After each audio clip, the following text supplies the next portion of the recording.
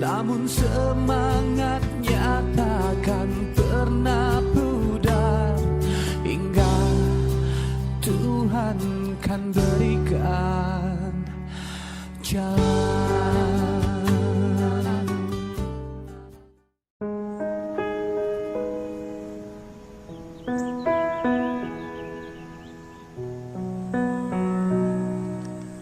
Dua setengah tahun berlalu begitu cepat sejak sang ayah pergi menghadap Ilahi, meninggalkan Ari Arianto, sang bunda, dan kedua adik Ari yang masih kecil. Tak terasa pula, selama 2 tahun setengah bocah berusia 14 tahun ini berjuang menggantikan sang ayah mencari nafkah bagi keluarganya. Ngawetan nama tiramakna we nuju meneng kene. Ti apihna gitu nuju teu damang nyatu di gentosan ku Ari gitu nuju teu damangna teh dugi ka ayeuna.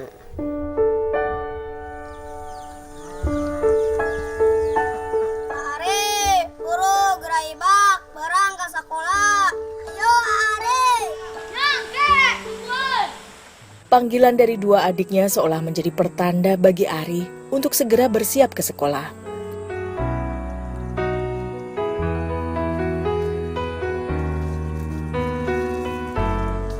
Pengumpulan nira pohon aren dilakukan 2 kali sehari, pagi dan sore. Karenanya, begitu fajar menyingsing, Ari sudah mulai mengumpulkan nira. Sekaligus pula membuat torehan sadapan baru pada mayang buah aren. Ada 5 pohon aren besar yang harus ia ambil niranya setiap hari. Karenanya ia harus bergegas agar tak terlambat ke sekolah. Aldi dan Deni Saputra adalah adik Ari. Aldi kini berusia 10 tahun dan tengah duduk di bangku kelas 5 sekolah dasar.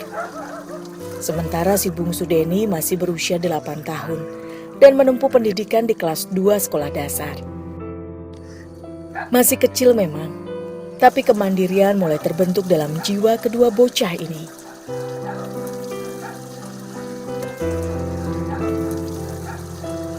Ayo Ari urang ibak.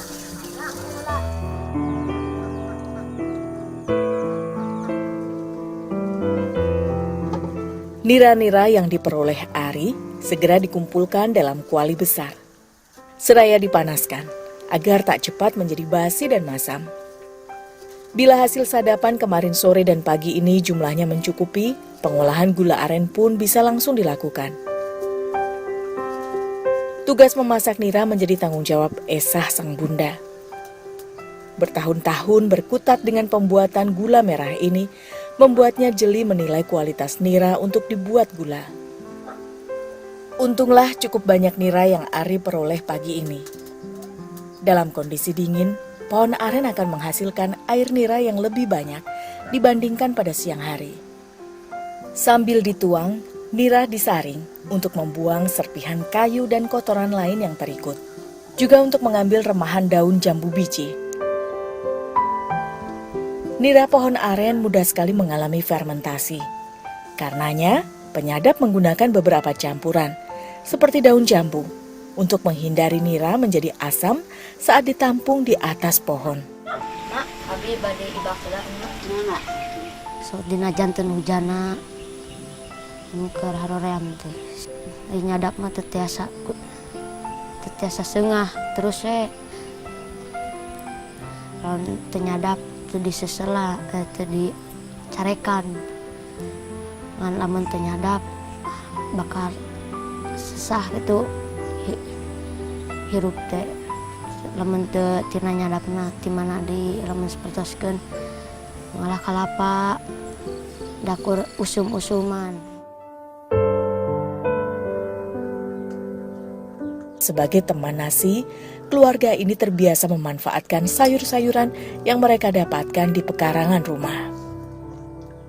30-an tahun hidup bersama suaminya, Esah dikaruniai 8 orang anak.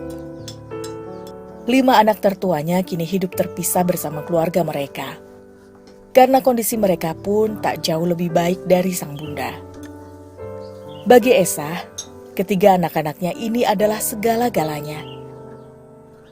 Esah terus berupaya agar ketiga buah hatinya ini bisa terus menempuh pendidikan dan merangkai masa depan yang lebih cemerlang.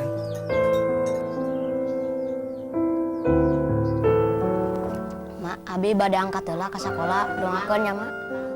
Berbekal restu dan doa dari sang ibunda, Ari, Aldi, dan Deni bersama menuju sekolah.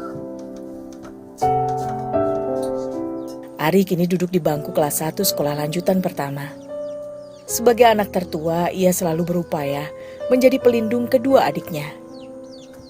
Ia bertanggung jawab pula dalam membimbing Aldi dan Deni, menggantikan peran sang ayah yang telah tiada. Kami sekolah mah, abi mah tara bekal hoyong justru sekolah teu pake jajan oge. Teu isin berina teu hoyong di salik di kelas di bangku. Sok diajar gitu. Hoyong jajan lain meuteun.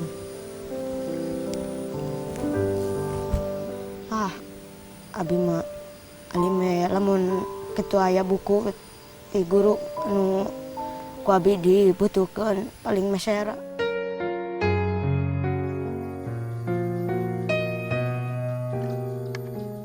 Perjalanan menuju ke sekolah tidaklah mudah. Kaki-kaki kecil ini harus sangat berhati-hati dalam setiap langkah. Tidak hanya menembus jalan setapak di antara belukar, ladang, dan pepohonan. Ari dan kedua adiknya harus rela melintasi jalan tanah liat mendaki.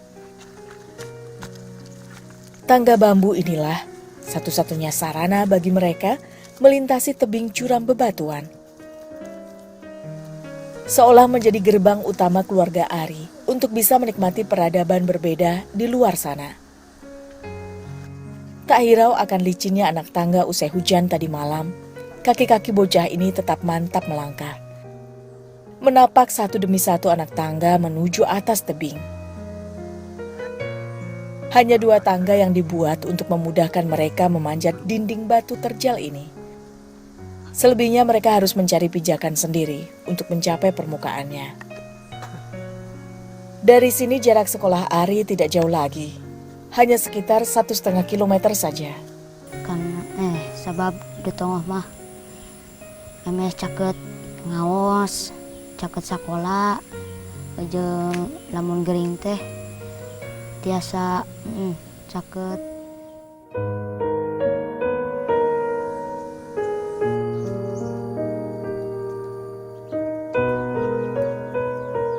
Saat anak-anak sekolah, Esa sang bunda kembali menekuni pengolahan gula aren.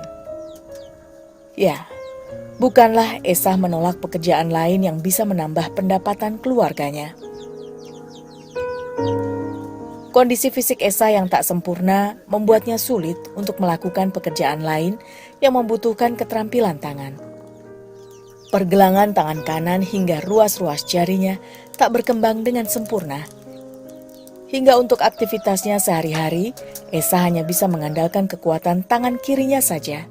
Mantun nama atas 2 usum setengah gitu ngan panyawat nate dina patuangan jadi ageng patuangan nate. Jadi ageng patuangan nate teh kengingnya kaitu ka dieu oge teh ibu teh tos balang siar paya. Sembari menunggu nira mengental, Esa menyiapkan peralatan untuk mencetak gula aren. Alat-alat cetak yang ia gunakan cukup sederhana. Hanya beberapa ruas bambu yang dipotong pendek, serta sebuah papan kayu yang digunakan sebagai alasnya.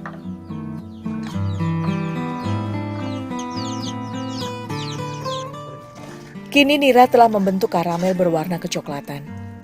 Di saat seperti ini, Esa harus selalu terus mengaduk nira secara perlahan, agar tidak kering dan gosong di bagian bawah. Untuk mengetahui tingkat kematangan nira cukup tanak dan siap untuk dicetak, Esa mengujinya dengan cara sederhana, yakni dengan memasukkan sedikit karamel ini ke dalam air bersih dingin. Jika cairan gula kental ini mudah menggumpal, berarti nira sudah tanak dan siap dicetak. Nira yang kurang tanak bisa menyebabkan gula aren nantinya mudah rusak atau cepat berjamur. Cairan gula yang telah tanak tak langsung bisa dicetak. Ditunggu sampai suhu sedikit berkurang dan mencapai kekentalan yang cukup. Bila terlalu encer, gula akan meleleh dan tidak bisa terbentuk dalam tabung bambu.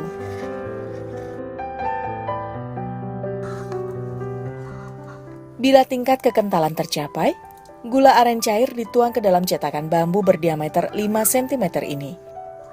Diisi hingga penuh dan didiamkan sampai gula membeku.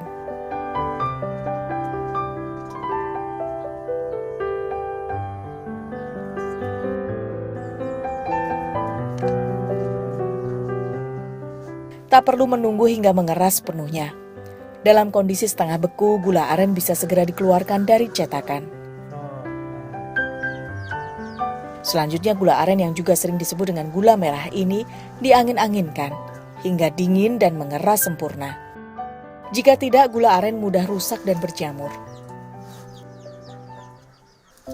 Untuk pembungkus, Esa menyiapkan daun-daun aren yang sudah dijemur hingga kering.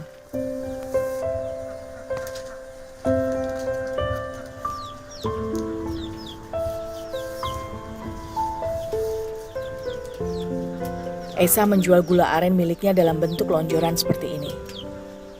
Satu lonjornya ia isi sebanyak 10 buah gula aren. Dengan penuh keuletan, Esa membungkus satu persatu gula aren yang dihasilkannya. Dari satu kali pemasakan nira, sedikitnya ia bisa memperoleh 4 lonjor gula merah. Gula-gula ini akan disimpan hingga banyak untuk dijual kemudian. Esa menjual satu lonjor gula seharga Rp7.500 untuk pembeli yang datang langsung ke rumahnya. Bila dihantar sampai kampung di atas, ia menetapkan harga sebesar Rp10.000 per lonjor gula aren.